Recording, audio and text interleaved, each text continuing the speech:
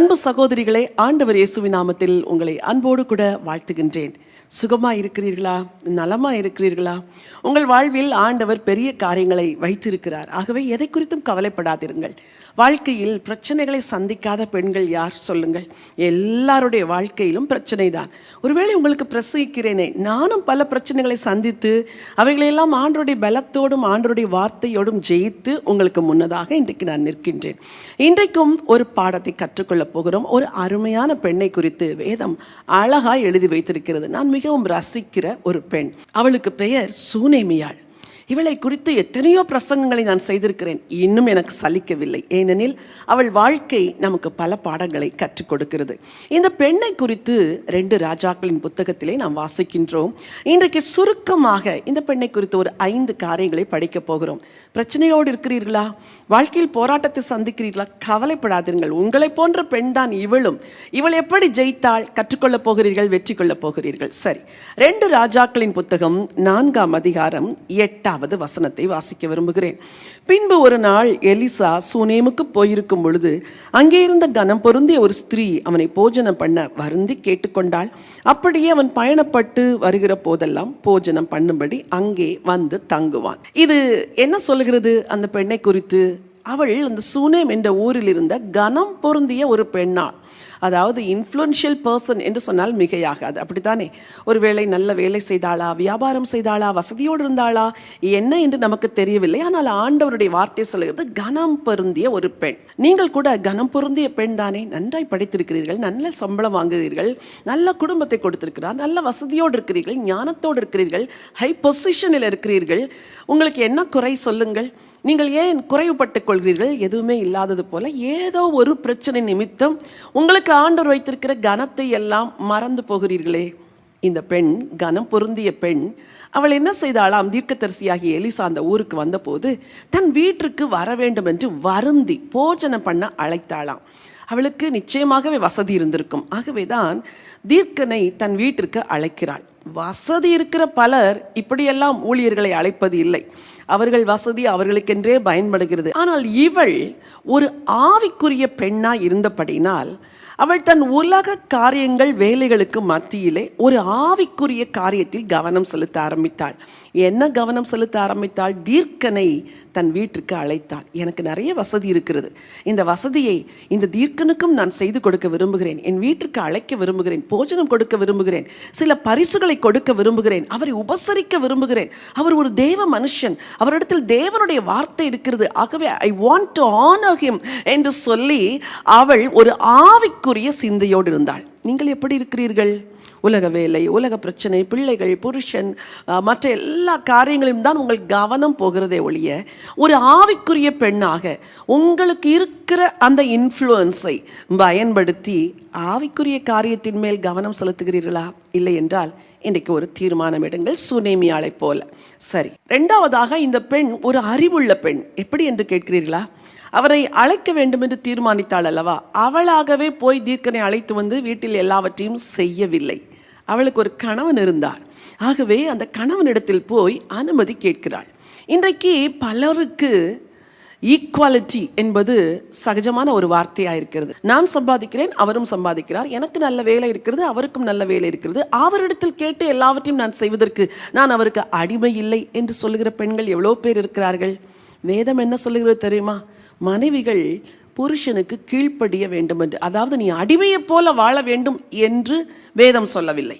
நீ செய்கிற எல்லாவற்றிலும் அன்போடு கூட, ஒரு ஐக்கியத்தோடு கூட, அவருடைய அனுமதியோடு கூட நீர் செய்யும் பொழுது குடும்ப உறவுகள் எல்லாம் சுமூகமாயிருக்கும். அதைத்தான் வேதம் வலியுறுத்துகிறது. நீங்கள் அடிமைகளைப் போல வாழ வேண்டும் என்று வேதம் சொல்லவில்லை. ஆனால் வருந்தத்தக்க விஷயம், பல கணவன்மார் மனைவியை அடிமைகளைப் போலத்தான் நடத்துகிறார்கள். வீட்டிலே வேலை செய்கிற பணிப்பெண்ணை நடத்துவது போலத்தான் மனைவியை நடத்துகிறார்கள். அப்படி ஒருவேளை உங்கள் கணவர் இருப்பார் என்றால் ஜெபம் பண்ணுங்கள், பொறுமையா இருங்கள், இன்னும் கீழ்ப்படியுங்கள். அப்பொழுது ஆண்டவரை பார்த்து அந்த மனிதரை மாற்றுவார். சரி, இந்த பெண் அறிவுள்ள பெண்ணாய் இருந்தபடினால் இந்த காரியத்தை தன் கணவரிடத்தில் போய் சொல்லுகிறாள். சொல்லுகிற விதம் இருக்கிறதே, அது ரொம்ப வித்தியாசமாய் அதில் இருக்கிறது. பல பெண்கள் ஏன் சிக்கல்களுக்கு உள்ளாகிறார்கள் தெரியுமா? சொல்லுவதற்கு சரியான வார்த்தைகளை பயன்படுத்தாதபடினால் கணவனிடத்தில் அவர்களுக்கு மனஸ்தாபம் வருகிறது, பிரச்சனை வருகிறது. இவள் சொன்ன வார்த்தையை பாருங்கள். வசனம் 9. அவள் தன் புருஷனை நோக்கி, இதோ நம்மிடத்தில் எப்போதும் வந்து போகிற தேவனுடைய மனுஷனாகி இவர் பரிசுத்தவான் என்று காண்கின்றேன். அவளுடைய வார்த்தையை பாருங்கள், இவர் பரிசுத்தவான். ஒரு தேவ மனுஷனை சரியாய் பிரசன்ட் பண்ண தெரிந்தவள், சரியாய் கணவருக்கு அறிமுகப்படுத்த தெரிந்தவள். இந்த அறிவு, இந்த ஞானம் தான் உங்களுக்கு வேண்டும். உங்கள் பிரச்சனைகள் எல்லாம் பணம் இல்லாததோ அல்லது கணவன் கோபப்படுவதோ அதெல்லாம் பிரச்சனை கிடையாது.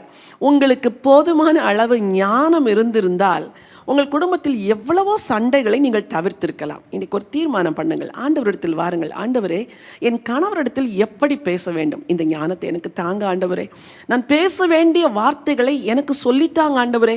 பேசுவதற்கு முன்பதாகவே என் உள்ளத்திற்குள்ளிருந்து நீங்கள் எனக்கு பேசுங்க ஆண்டவரே என்று கேட்பீர்கள் என்றால் உள்ளத்திற்குள் இருக்கிற ஆண்டவர் உங்களை அழகாய் நடத்துவார், அறிவுள்ள பெண்ணாக உங்களை மாற்றுவார். மூன்றாவதாக, இந்த பெண் ஒரு அர்ப்பணமுள்ள பெண். என்ன அர்ப்பணம்? தன் வீட்டின் மேலே ஒரு அறையை கட்டுகிறாள். அதிலே அந்த ஊழியனுக்கு வேண்டிய சகல வசதிகளையும் செய்து கொடுக்கிறாள்.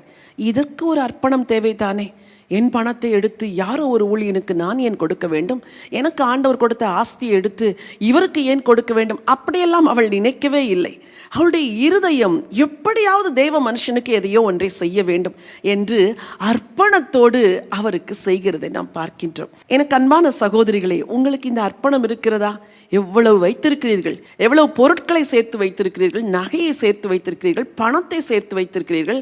சிலவற்றை நீங்கள் அணிவதே இல்லை, போடுவதே இல்லை, ஆனால் அது எனக்கு வேண்டும் என்று சேர்த்து வைத்திருக்கிறீர்கள்.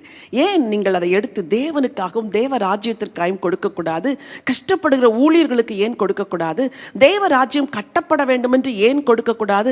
10 வருஷமாய் போடாத சில நகைகள் எல்லாம் இன்னும் உங்களுக்கு இருக்கிறது.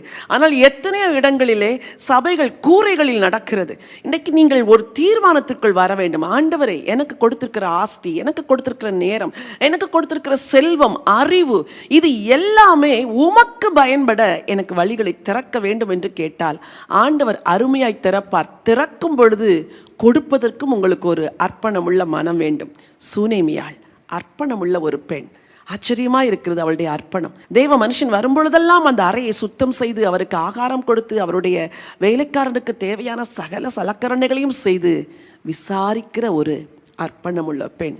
நீங்களும் கூட இந்த சூனேமியாளை போலத்தான் மாற வேண்டும். நான்காவதாக, இந்த பெண்ணை குறித்து நான் படிக்கும் பொழுது அவளுக்குள் இருந்த ஒரு அழகு, இன்னர் பியூட்டி என்று சொன்னால் மிகையாகாது. தீர்க்கன் வந்து தங்கி இருக்கிறார். அப்பொழுது தீர்க்கன் யோசிக்கிறார், இந்த பெண் இவ்வளவு நன்றாய் நம்மை கவனித்துக் கொள்கிறாளே, இவளுக்காக நம்ம ஏதாவது செய்ய வேண்டும். ஊழியர்கள் அல்லவா, ஊழியர்களே நீங்களும் இந்த தீர்க்கனை போல இருக்க வேண்டும், நன்றியோடு இருக்க வேண்டும். உங்களை விசாரிக்கிறவர்கள், உங்களை நேசிக்கிறவர்கள், உங்களுக்கு கொடுக்கிறவர்கள், உங்களை பராமரிக்கிறவர்களுக்கு நீங்கள் நன்றி உள்ளவர்களாய் ஜெபம் செய்ய வேண்டும். அவர்களுக்கு வேண்டிய சில சரீர நன்மைகளையும் நீங்கள் செய்ய வேண்டும். இந்த தீர்க்கன் யோசிக்கிறார், இவளுக்கு நாம் என்ன உதவி செய்யலாம் என்று யோசித்துக் கொண்டிருக்கும் பொழுது தன்னுடைய வேலைக்காரனை கூப்பிட்டு அந்த பெண்ணை அழைத்து வா என்று சொல்லுகிறார். இவள் வீடு தானே, நேராக உள்ளே வந்திருக்கலாம். அவள் அப்படி செய்யவில்லை. வசனம் சொல்கிறது, வெளியே நின்று கொண்டிருந்தாளாம். அந்த வசனத்தை வாசிக்க விரும்புகிறேன். வசனம் 15. அப்பொழுது அவன் அவளை கூப்பிடு என்றான். அவளை கூப்பிட்ட போது அவள் வந்து வாசற்படியிலே நின்றாள். என்ன ஒரு அழகு பாருங்கள் பெண்களே. உங்கள் வாழ்க்கையில் பல நேரங்களில் எல்லைகளை காக்காது போகிறதுனால்தான் பிரச்சனைகளை வருகிறது. You have to know your limits. இவ்வளோதான் என் எல்லை, இதை தாண்டி நான் போகக்கூடாது. இவ்வளவுதான் எல்லை, இதை தாண்டி பேசக்கூடாது. என் அன்பு வாலிப பிள்ளைகளே, உங்களோடு கூட பேச விரும்புகிறேன். உங்கள் எல்லைகளை நீங்கள் அறிந்து கொள்ள வேண்டும். இதுதான் என் எல்லை, இதை தாண்டி நான் எதிர்ப்பாளரோடு பேசக்கூடாது, பழகக்கூடாது என்று நீங்கள் எல்லை வைத்திருந்தால் சிக்கல்கள் வந்திருக்காது. எத்தனை வாலிப பெண் பிள்ளைகள் இன்றைக்கு சிக்கல்களுக்குள் சிக்கி தங்கள் ஜீவனையே இழக்கிறார்கள். நேசிக்கிறேன் என்று சொல்லி நேசித்து நேசித்து எத்தனை பெண் பிள்ளைகள் கொலை செய்யப்படுகிறார்கள். மகளே, இன்றைக்கு நான் உனக்கு சொல்லுகிறேன், உன் வாழ்க்கையில் எல்லாரோடு பேசுவதற்கும் எல்லாரோடு பழகுவதற்கும் ஒரு எல்லையை வைத்துக்கொள். அதிலும் முக்கியமாய் எதிர்ப்பாளரோடு கூட பேசும் பொழுது ஒரு எல்லை உனக்கு வேண்டும். அந்த அறைக்குள் இருக்கிறது யார்? தீர்க்கதரிசி, தீர்க்கதரிசியுடைய வேலைக்கார், 2 பேரும் ஆண்மக்கள். ஆகவே இந்த பெண் வாசற்படியிலே நிற்கிறாள். இது ஒரு அழகு. உன் வாழ்க்கையில் இன்றைக்கு இந்த அழகு வேண்டும். திருமணமான பெண்களே, உங்களுக்கும் சொல்லுகிறேன், எனக்கு திருமணமாகி விட்டது என்று சொல்லி நீங்கள் எல்லாரோடும் சகஜமாய் பழக முடியாது.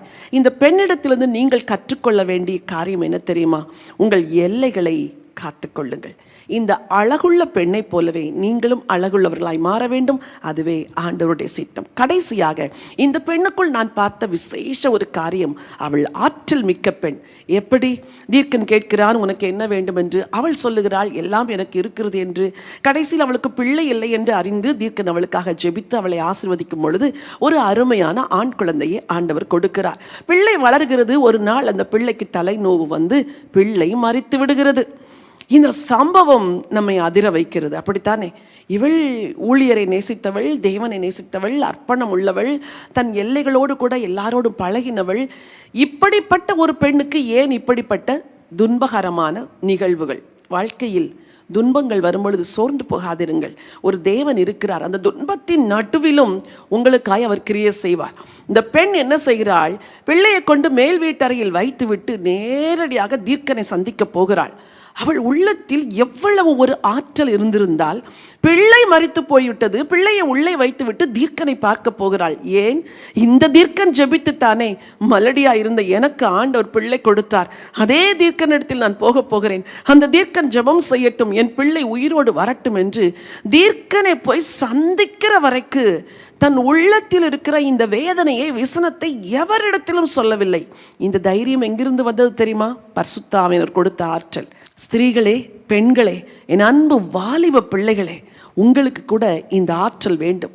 வாழ்க்கையில் புயல் வீசலாம், அலை மோதலாம், கஷ்டங்கள் வரலாம், பிரச்சனைகள் வரலாம், நீங்கள் நம்பினவர்கள் உங்களை கைவிடலாம். ஒருவேளை உன் கணவனே உன்னை கைவிட்டு உன்னை தனிமரமாய் நிற்க வைத்து விட்டு போயிருக்கலாம். கவலை கொள்ளாதே மகளே, ஒரு ஆண்டவர் கூட இருக்கிறார். நீ அவரை சார்ந்து கொள்ளும் பொழுது உனக்கு பலன் தருவார். உன் பிள்ளைகளை காத்து நடத்துவார். உன் எதிர்காலத்தை பொறுப்பெடுப்பார். உனக்கு நல்ல ஒரு எதிர்காலத்தை ஆண்டவர் தருவார். அருமையாய் நடத்துவார். கர்த்தரை மாத்திரம் சார்ந்து கொள். இந்த பெண் புயலுக்கு நடுவிலும் அலைகளுக்கு நடுவிலும் சற்றாயிலும் அசராதபடி தேவனை நோக்கி கடந்து சென்றாள். தேவனுடைய ஊழியனின் பாதத்தில் விழுந்தாள். எனக்கு நீர் நன்மை செய்யும் என்று ஜெபம் செய்தாள். ஊழியன் வந்து ஜெபிக்கும் பொழுது பிள்ளை உயிரோடு எழுந்தது. உங்கள் வாழ்க்கையில் எது மரித்து போய்விட்டது? சந்தோஷத்தை இழந்திருக்கிறீர்களா? சமாதானம் பறிபோய் இருக்கிறதா? குடும்பத்தில் மகிழ்ச்சியே இல்லையா? புருஷன் எப்பொழுதும் உபத்திரவப்படுத்துகிற புருஷனாக இருக்கிறாரா? அடித்து உதைத்து துன்புறுத்துகிற கணவராக இருக்கிறாரா? உங்களுக்கு ஒரு நம்பிக்கையை சொல்லுகிறேன். ஒரு தேவன் இருக்கிறார், இஸ்ரவேலின் தேவன். அன்றைக்கு அந்த சூனேமியாளுக்கு நன்மை செய்த அதே ஆண்டவர் உங்களுக்கும் நிச்சயம் நன்மை செய்வார். உங்கள் வாழ்வின் இருளை எல்லாம் மாற்றுவார். இந்த சூனேமியாளைப் போல நீங்கள் இந்த பூமியில் வாழ பழகுங்கள். வாழ்க்கை வெற்றியாகும். உங்களுக்காக ஜெபிக்கட்டுமா? அன்பின் ஆண்டவரே, பரலோக பிதாவே, நீர் கொடுத்த இந்த ஜீவ வார்த்தைகளுக்காக நன்றி. இன்றைக்கு என் வார்த்தையை கேட்ட ஒவ்வொரு சகோதரிக்கும் ஒவ்வொரு மகளுக்குமாக நான் உமக்கு நன்றி செலுத்துகின்றேன். வாழ்க்கையில் எவ்வளோ பிரச்சனைகள், எவ்வளோ போராட்டங்கள் ஆண்டவரே, கற்றுக்கொள்ள வேண்டிய எதையுமே தெரியாததினால் வாழ்க்கையில் திகைத்து நிற்கிறார்களே, இவர்களை நீர் கரம் பிடித்து நடத்த வேண்டும் என்று சொல்லி ஜெபிக்கிறேன். அந்த சூனேமியாளை போல இவர்களை ஒரு ஆவிக்குரிய பெண்ணாக மாற்றுங்கப்பா. அறிவுள்ள பெண்ணாக மாற்றுங்க. அர்ப்பணமுள்ள பெண்ணாய் மாற்றுங்க. அழகுள்ள பெண்ணாய், ஒரு ஆவிக்குரிய பெண்ணாய், ஆண்டவரே ஆற்றலுள்ள பெண்ணாய் மாற்ற வேண்டும் என்று சொல்லி நான் ஜெபம் பண்ணுகிறேன். ஆண்டவரே, வேதத்தில் இப்படிப்பட்ட பாத்திரங்களிடத்திலிருந்து நாங்கள் பாடங்களை கற்றுக்கொள்கிறோமே, இந்த பாடங்கள் உடைய பிள்ளைகளுடைய வாழ்க்கையில் அபியாசிக்கப்பட உதவி செய்யுங்க. என்ன பிரச்சனை வந்தாலும், என்ன போராட்டம் வந்தாலும், என் ஜனத்தின் நடுவே நான் சுகமாய் குடியிருக்கிறேன் என்று சொன்ன சூனேமியாளின் வார்த்தையை போல எல்லா பிரச்சனைகளுக்கு மத்தியிலும் சுகமாய் வாழ கற்றுக்கொள்ள உதவி செய்யுங்கப்பா. ஆண்டவரே, அவர்களோடு நீங்க கூட இருங்கப்பா. பிரச்சனைகளை நடுவில் தூக்கி எடுங்க. கண்ணீரின் பாதையில கண்ணீரை தொடச்சு கலங்காதே, நான் உனக்கு இருக்கிறேன் என்று உம்முடைய பிள்ளைகளை கரம் பிடித்து நடத்த வேண்டும் என்று வேண்டிக் கொள்கிறேன். விசேஷமாக என் அன்பு வாலிப பெண் பிள்ளைகளுக்காய் ஜெபிக்கிறேன் அப்பா. வாழ்க்கையில் திசை தெரியாமல் எதையோ நன்மை என்று சொல்லி ஓடி தங்களை கெடுத்து தங்கள் உயிரை மாய்த்து கொள்ளுகிற பிள்ளைகள் எவ்வளவு பேர் ஆண்டவரே. இன்றைக்கு என் வார்த்தையை கேட்கிற ஒவ்வொரு பெண் மகளுக்கும் என் ஆண்டவர் அனுக்கிரகம் செய்யுங்கப்பா. ஞானத்தை கொடுங்க, விவேகத்தை கொடுங்க, வாழ்க்கையின் வாழ்க்கையின் நோக்கத்தை அறிகிற அறிவை கொடுக்கும்படியா நான் ஜெபம் பண்ணுகிறேன். தனக்குள் இருக்கிற கிறிஸ்து தனக்கு மேலான திட்டங்களை வைத்திருக்கிறார் என்று அறிந்து அந்த கிறிஸ்துவை பற்றி கொள்ள உடைய பிள்ளைகளுக்கு உதவி செய்யுங்கப்பா. ஒரு போதும் உலகத்தின் பக்கம் சாய்ந்து விடாதபடி, உலகத்தின் மாயில் சிக்கி விடாதபடிக்கு இந்த பெண் பிள்ளைகளை வழிநடத்த வேண்டும் என்று ஜெபிக்கிறேன். இந்த சகோதரிகளை ஆசீர்வதிக்க வேண்டும் என்று ஜெபிக்கிறேன். வயதான தாய்மாருக்காய் ஜெபிக்கிறேன். அவருடைய அந்திய காலத்தில் ஆண்டவர் கூட இருங்கப்பா. அவர்களை பலப்படுத்தி ஸ்திரப்படுத்தி இரவும் பகலும் ஜெபிக்கிற தாய்மாராய் அவர்களை மாற்ற வேண்டும் என்று வேண்டிக் கொள்கிறேன். மீட்பர் இயேசுவின் நாமத்தில் ஜெபிக்கிறேன் நல்ல பிதாவே. ஆமென். ஆமென்.